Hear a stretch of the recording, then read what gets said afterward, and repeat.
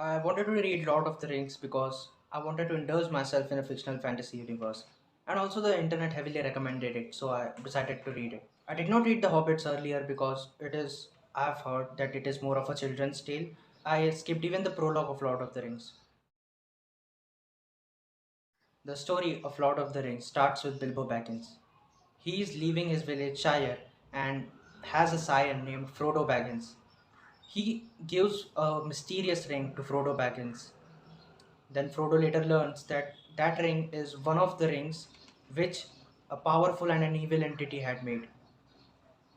And that entity has awakened again in Middle Earth and is searching for this ring, for his long lost precious. That word you'll hear a lot in the book. Frodo decides to destroy this ring because he cannot uncreate it. He cannot do anything other. If he uses that ring, he the nature of the ring is such that he'll become a evil eventually. And hence he decides to destroy the ring in a place which is located in the enemy's territory, in the place where it was created by the enemy. Lord of the Rings is about Frodo's journey from the time he discovers about the ring to the time he does what? I don't know that.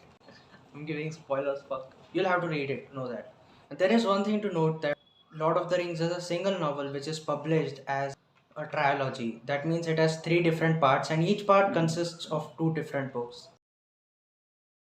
Book 1 of the Fellowship of the Ring set up the universe for me. It was the hardest to read and I was demotivated initially. Like my mind blacked out at the end of sentences. But I still focused and I don't blame the author for it. But he didn't seem to have no pity for the readers. Book 2 is where the things get interesting. Council of Elrond opened my mind and made me reconsider all my thoughts regarding the book. But that was nothing. The story at once became interesting and the details of the elements of nature made me want to trek. Though I still got confused and had to have the help of internet to see the picture being told in the tale. I loved the internal conflicts of the lady presented by J.R.R. Tolkien. It represents the reality even today. Like there are so many sims simping around here. The diversity of the characters became more appealing to me, and I started to connect to the characters. Lore expanded. Pace of the story was still slow though, but again it felt like a journey. It had its sad moments and moments of relief, moments of parting and moments of meeting. All was okay because I did feel pretty unaffected after all. The book was gloomy. Book 3 was the best among all. The introduction of ends and how the story unfolds with each chapter made the book unputdownable. The pace was good for this book. I was totally now familiar with the style of writing of J.R.R. Tolkien, and it was a bit easier to read. The story was fun to read because I got a break from its gloomy and dark. Book 4, well, there is not really much for me to say. The story was of an inter landscape, and it's funny how the protagonists think it is cruel when an animal is trying to eat them, but they themselves cook rabbit. And the constant tension between two of the characters can be felt, but it was stretched too long. The Return of the King. Book 5 has been the best of all in terms of action, especially because of its fast pace and more amount of battle. The riders of love that scene, the emotion and the sad moments and all that.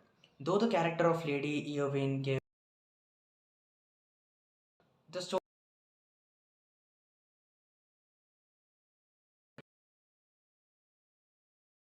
Book 6. Well, I finally reached the end. That's what I thought. The ending of The Lord of the Rings is not really that touching. It's simple and at times it was a bit thrilling, but it was making me wonder because it doesn't have much twists. It doesn't have any shocking revelation. The best part for me was the last chapters regarding what is happening in the Shire. It just goes to show how much the protagonists have changed and the contrast between their previous lives and the then lives. And needless to say, it's the real end. I loved what happened with Sam at the end. And it was a bit sad, but I loved what. I'm hugely disappointed. It didn't meet my expectations, and mind you, my expectations weren't that great. It's so popular, I expected it to be fun most of the times, which it wasn't.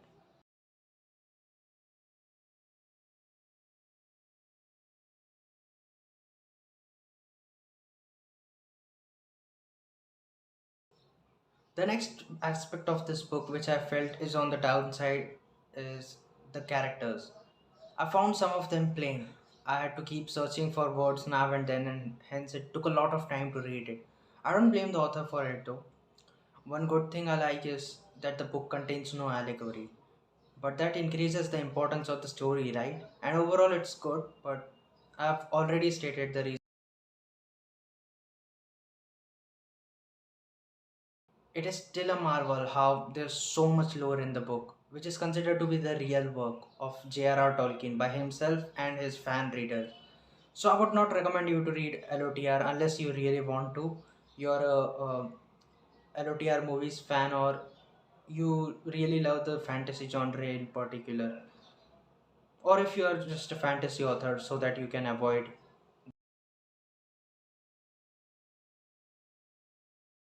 Tell me, what do you think of this book and what do you think of my points, and what should I read next? Any recommendations from your side?